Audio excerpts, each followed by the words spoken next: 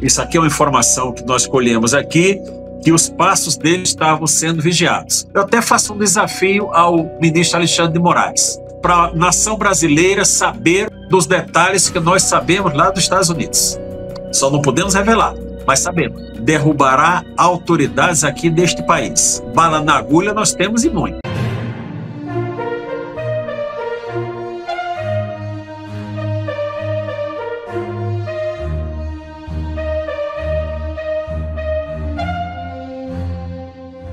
PF cumpre mandado de busca em Belém contra homem que ameaçou Lula. É isso mesmo. A Polícia Federal cumpriu nesta quarta-feira um mandado de busca e apreensão em Belém do Pará contra um homem que ameaçou a vida de presidente Lula, por meio de postagens em redes sociais.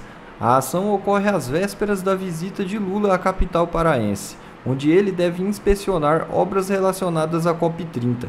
Segundo informações da corporação, além do cumprimento de mandado, foram impostas medidas cautelares ao suspeito, incluindo o uso de tornozeleira eletrônica e a proibição de se aproximar de locais onde o presidente estiver presente. Esse tipo de notícia já virou rotina. Polícia Federal sendo acionada para prender pessoas por postagem em redes sociais. O engraçado é que Bolsonaro era constantemente ameaçado, sofreu até uma facada, mas nunca houve empenho da mesma Polícia Federal para apurar os crimes contra o ex-presidente. Urgente! Entidades pedem à OEA que o STF seja denunciado e medidas cautelares sejam aplicadas para proteger cidadãos. É isso mesmo. A situação do Supremo Tribunal Federal está ficando cada vez pior ante a enxurrada de denúncias e requerimentos que chegam até Pedro Vaca Villarreal, o relator para a liberdade de expressão da Organização dos Estados Americanos. Hoje ele irá se reunir com representantes de entidades da sociedade civil.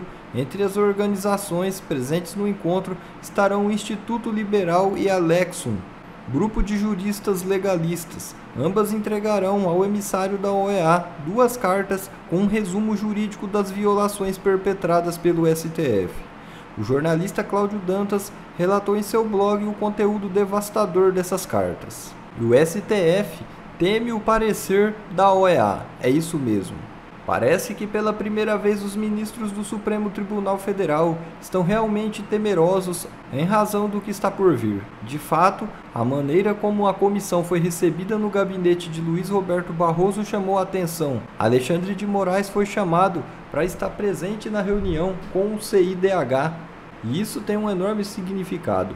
E Moraes estava claramente desconfortável e nitidamente constrangido. O clima de absoluta tensão. Tanto os ministros quanto os membros da comissão estão em situação delicada. Moraes mexeu com os 2 homens mais poderosos do mundo, Donald Trump e Elon Musk.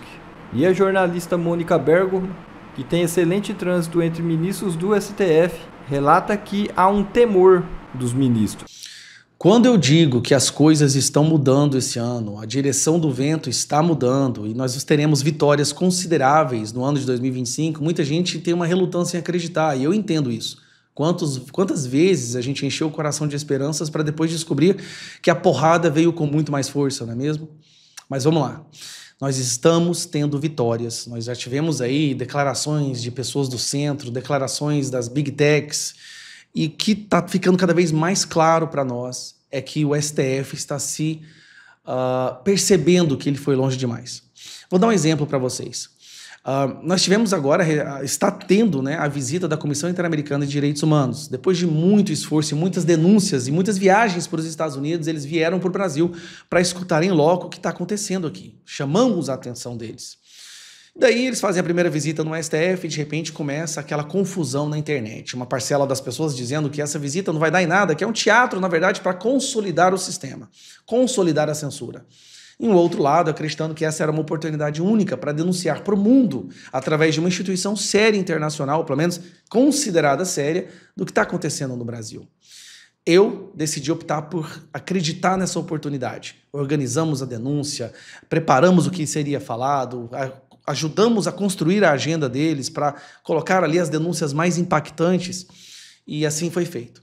Logo depois, o Pedro Vaca, ao sair de uma dessas entrevistas, fala para um jornalista do Metrópolis aquilo que já viralizou, né, que ele está assustado com o tom das denúncias e que o STF tem a voz deles, mas a OEA tem a voz dele. mostrando que há uma diferença entre as duas coisas. Mas aí fica aquela pergunta, vai adiantar alguma coisa? Tem alguma relevância? Bom, será que o STF está sequer preocupado com o relatório desse pessoal? Aqui que entra esse vídeo que eu vou mostrar para vocês. Essa aqui é a Mônica Bergamo, ela é uma espécie de ventríloco do sistema e do STF. Ela faz parte daquele grupo de pessoas que acha que a censura é boa e defende Lula e o STF. Veja o que ela falou e me fala se realmente essas visitas vão trazer bons frutos ou não. Visita do relator especial, do Pedro Vaca, que é um advogado colombiano, que é o relator para a liberdade de expressão da Comissão Interamericana de Direitos Humanos, da OEA. A visita dele, Megali, está agitando bastante os bastidores de Brasília e tem gerado uma desconfiança em setores do governo Lula e entre ministros do Supremo Tribunal Federal. Na mesma proporção... Presta atenção, geraram desconfiança no Lula e no STF. Que está gerando entusiasmo entre os bolsonaristas, Então ele teve com os ministros do Supremo Tribunal Federal, ele teve uma reunião com o presidente do Supremo, Luiz Roberto Barroso, e com o Alexandre de Moraes, e a conversa foi boa, foi amistosa, Mas apesar disso, há uma desconfiança de que ele vai fazer um relatório com críticas, E que essas críticas... Peraí, o cara da Relatoria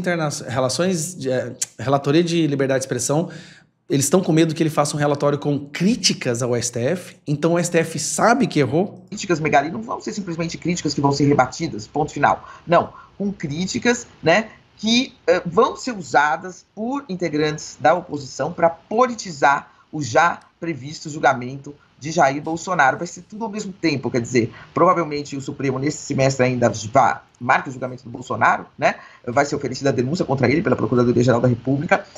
A partir daí começa a discussão do julgamento, ao mesmo tempo que vai começar a discussão deste relatório. Então o conteúdo desse relatório, ele não vai ser um conteúdo inocente ou um conteúdo técnico simplesmente que vai aparecer na imprensa e tudo bem, não. Vão ser duas coisas paralelas, então esse é o temor, Depois que ele conversou com os magistrados, ele teve um encontro com parlamentares bolsonaristas, que eu não sei se você teve a oportunidade de ver os vídeos, Megali. Nesse encontro, os parlamentares fizeram críticas muito duras. O senador Magno Malta, por exemplo, ele colocou uma foto assim do ministro Dias Toffoli numa capa da revista Veja e falava, esse rapaz aí ficava dizendo que os ministros são estelionatários, que o Brasil vive uma ditadura, e o Pedro Vaca anotando tudo. E assim que ele deixou a reunião, essa reunião com os parlamentares bolsonaristas, ele foi questionado por um jornalista do Metrópolis, que estava na saída, e ele falou, o tom dos relatos é realmente impressionante, ou seja, dando ali já uma pista de para onde ele está atendendo, Diz que vai avaliar tudo com calma. Aí quando ele foi questionado sobre os ministros do Supremo, ele falou, eles já divulgaram um release, depois vai ter a minha voz, a nossa voz da comissão, a versão sobre aquela reunião e a versão sobre os fatos. Enfim, nas reuniões que ele teve com integrantes do governo, com integrantes do Conselhão, por exemplo, representantes da sociedade civil que fazem parte do Conselhão, o retorno que eu tive é que as reações dele, quando ouvia que há liberdade de expressão no Brasil, eles foram protocolares. Assim, é o sentimento que quem está conversando com ele está revelando, passando aqui para mim, que eu estou passando para você. Presta atenção, os deputados de esquerda, essas entidades que defendem a censura no Brasil, tentando convencer ele que no Brasil a liberdade de expressão está plena, o que eles perceberam? Perceberam que não conseguiram convencer o Pedro Vaca. Então, há uma certa desconfiança de como vem esse relatório. E mais do que isso, o que vai ser feito desse relatório? Que uso vai ser feito desse relatório? Que deve sair exatamente no timing aí do julgamento do ex-presidente Jair Bolsonaro. Há um temor também, uma percepção de que um relatório duro pode ser usado eventualmente até por Donald Trump para fazer alguma crítica, algum ataque ao governo brasileiro. Presta atenção. O medo do STF é que um relatório duro do Pedro Vaca, duro no que sentido? De falar a verdade. Quando eles falam duro, é um relatório que fala dos crimes e das ilegalidades, dos atropelos, da censura do STF, poderá ser usado por Donald Trump. O STF já entendeu que a Comissão Internacional de Direitos Humanos já percebeu o que está acontecendo no Brasil e que esse relatório vai falar para o mundo. Mas isso já é uma segunda consequência. A consequência principal é o relatório ser divulgado no momento em que o Supremo vai estar julgando o Bolsonaro. Então, como vem o relatório? Vai ter uma tentativa de desqualificação do Supremo ou não? Eles estão com medo. É por isso que nós batalhamos tanto para que esse relatório saísse, para que eles ouvissem os denunciantes, para que eles entendessem o que está acontecendo no Brasil. Aqui no Brasil, o sistema já controlou tudo. A única chance que nós temos é falarmos para o mundo o que está acontecendo no Brasil. E nesse aspecto a gente está tendo sucesso. Então, pessoal, tenham esperança, mas nós temos que continuar. Temos que ir para as ruas. Dia 16 de março, Largue o que você está fazendo, coloque na sua agenda. Vamos para as ruas. Vão ser em todas as cidades do Brasil, em todas as capitais. Nós vamos para as ruas, porque o mundo está prestando atenção agora. Agora sim, os Estados Unidos estão prestando atenção, a Comissão Interamericana está prestando atenção na censura que está acontecendo no Brasil. Essa é a hora da gente virar o jogo, é por isso que eu estou tão empolgado. Um abraço. Muitos dos nossos espectadores querem saber quais são os desdobramentos desse tipo de relatório que será apresentado pelo VACA. O senhor sabe o que acontece agora, doutor Sebastião? Veja, após ele ouvir a todos aqui no Brasil, e o Supremo já soltou aquela notinha com fotos junto, né? Ele já disse, olha, eles têm o relatório deles e eu terei o meu. Tem que deixar claro para as pessoas que o enfoque dessa visita, porque a comissão ela tem vários setores, várias relatorias. Essa relatoria é a relatoria da liberdade de expressão.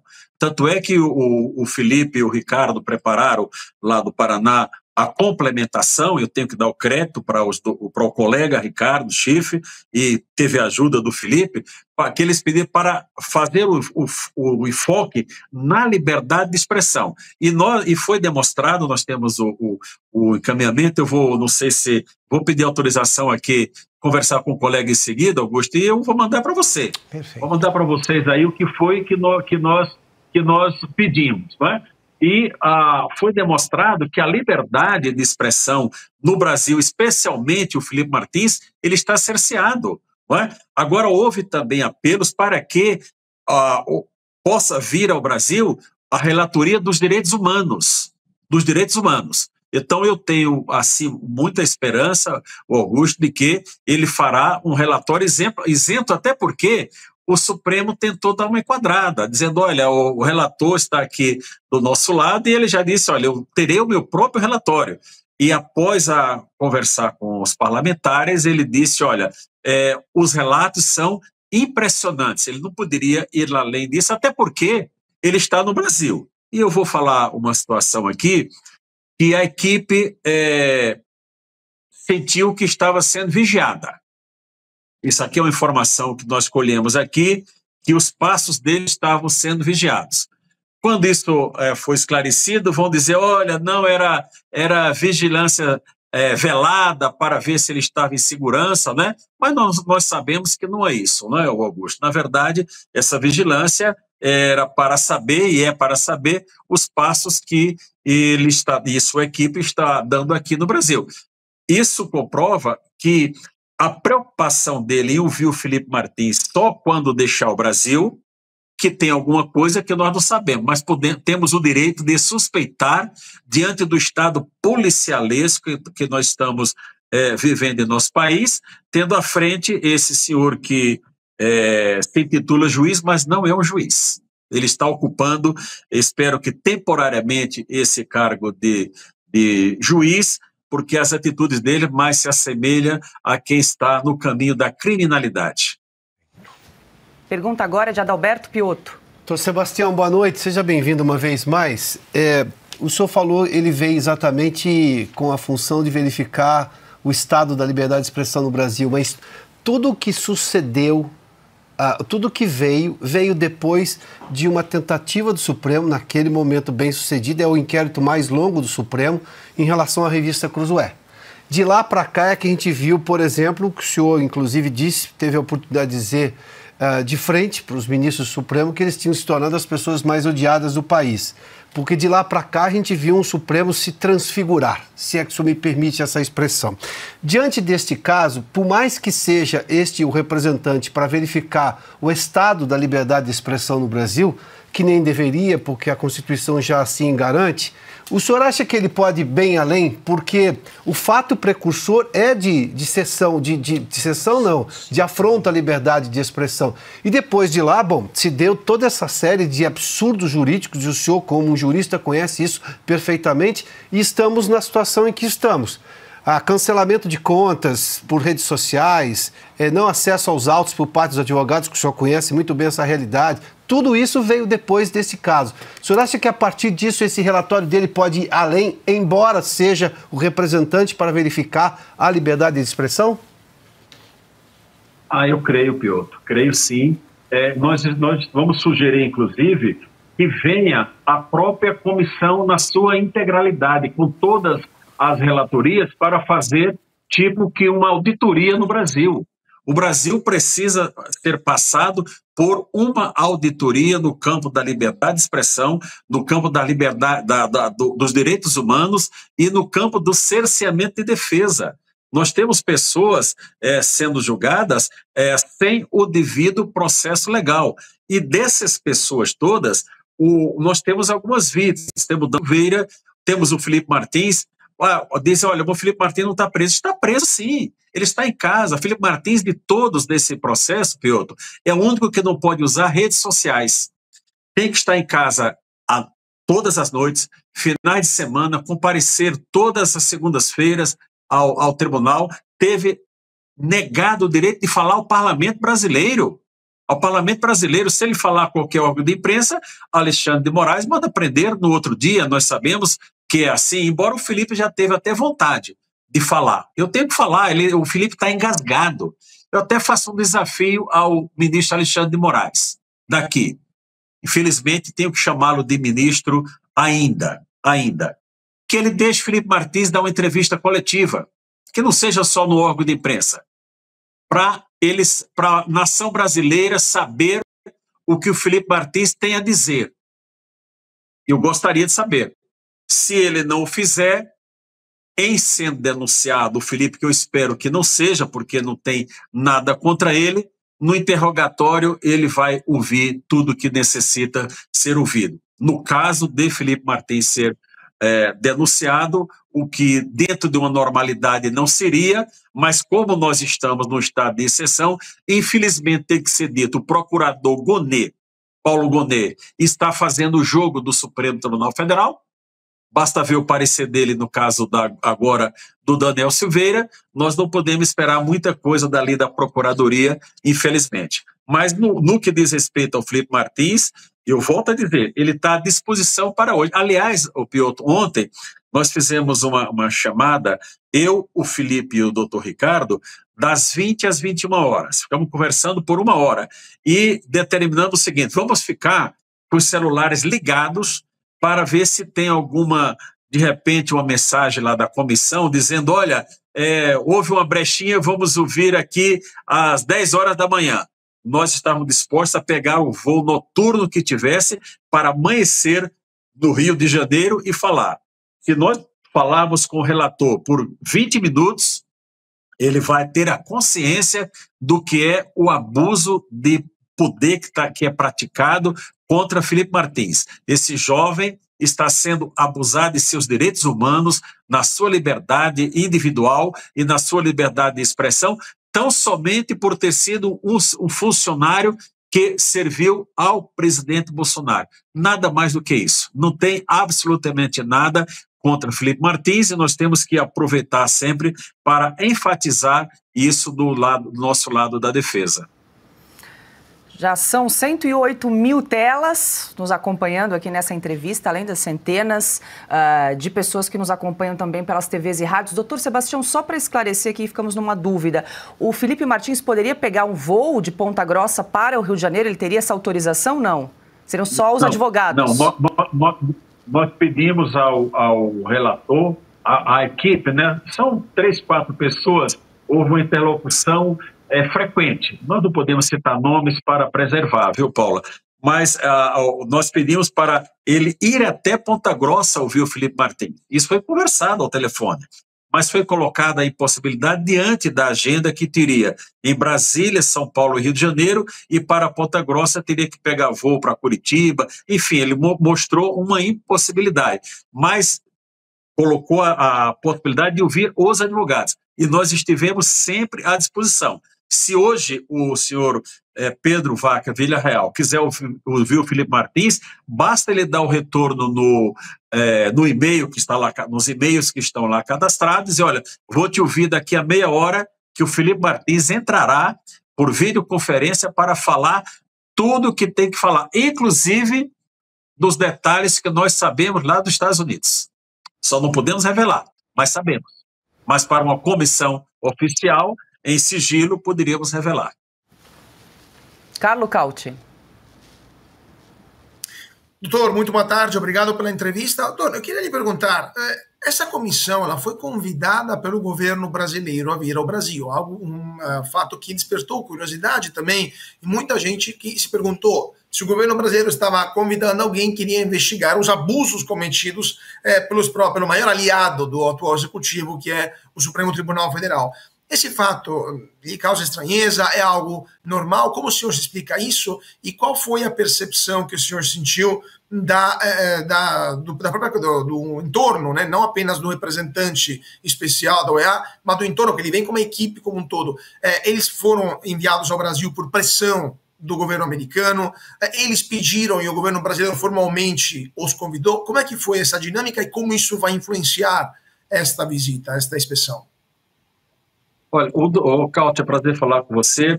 O doutor Paulo Faria, advogado do Nelson Silveira, entregou um pendrive com todas as denúncias que ele fez, tá? Entregou em mãos lá ao senhor Pedro Vaca e disse, olha, é estranho que nós tenhamos feito tantas denúncias que os senhores nunca se dispuseram a vir ao Brasil. E estão vindo por conta de um convite do governo brasileiro. É claro que o governo brasileiro fez essa tratativa pensando de que eles viessem aqui só para ouvi-los e retornar, dizer, está tudo bem. Eles não imaginavam que houvesse a reação, a divulgação que houve, né? O próprio deputado Gustavo Gaia organizou uma audiência pública e me incluiu nessa audiência pública. Eles sinalizaram de que haveria essa audiência pública no dia 12, às 13h30 na Câmara dos Deputados, e posteriormente disseram, olha, não será possível porque não tem agenda. Conclusivamente disseram que não haveria audiência pública. Então, na verdade, isso é do controle do governo brasileiro. Se eles vieram para cá com uma intenção, sairão daqui com outra realidade daquela que poderia ser mostrada do lado individual do governo brasileiro. Como eles fizeram esse alargamento, inclusive no campo dos direitos humanos, eu posso só supor, não tenho qualquer prova sobre isso, de que alguma interferência, entre aspas, algum incentivo tenha sido dado a eles pelo governo americano. Talvez até, olha, vocês ou vão lá verificar a liberdade de expressão, ou o governo americano possa sair da OEA, como saiu da OMS e dos direitos humanos lá da ONU, né? Então, essa tratativa toda, isso causou realmente estranheza, mas muitos parlamentares pontuaram ao senhor Pedro Vaca sobre esse convite e a forma que eles vieram para cá. Doutor Sebastião, quero agradecer mais uma vez a gentileza de conversar conosco. O senhor quer fazer mais alguma ponderação para a gente fechar aqui esse bate-papo? Não, Paulo, só dizer a vocês que continuem. Vocês são a voz da liberdade em nosso país. Vocês são a voz da liberdade. E vocês têm sido pessoas o canal que tem mais divulgado essa situação absurda do Felipe Martins, e continue assim, porque nós teremos frutos em muito breve com relação ao Felipe Martins. O caso do Felipe Martins derrubará autoridades aqui neste país. Derrubará autoridades aqui neste país. Nós temos mais uma informação de um relacionamento familiar de uma pessoa da OEA com policiais, que eu estou só deixando a dica, não é? Só deixando uma pista, mas que nós temos bala na agulha, nós temos e muita. Bom, pessoal, esse foi mais um vídeo. Eu espero que vocês tenham gostado. Se vocês gostaram, deixa o like aqui para fortalecer nosso canal. Logo eu volto trazendo mais informações da política para vocês. Um forte abraço, fiquem todos com Deus e até a próxima.